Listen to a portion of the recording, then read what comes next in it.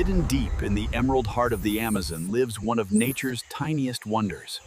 Meet the pygmy marmoset, the world's smallest monkey, and perhaps the bravest. A creature so small, it could fit in the palm of your hand.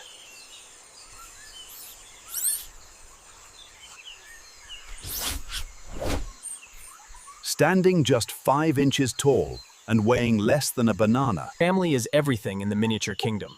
A mother pygmy marmoset gives birth to twins twice a year, each one barely the size of a human thumb. Did you know? A pygmy marmoset can leap over 16 feet between branches. That's nearly 40 times its body length. The father never leaves her side.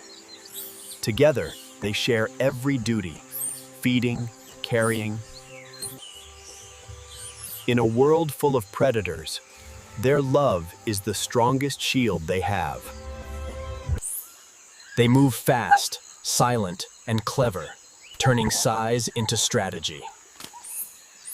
But even the smallest lives face the biggest threats: deforestation, climate change, and the illegal pet trade have pushed pygmy marmosets to the edge.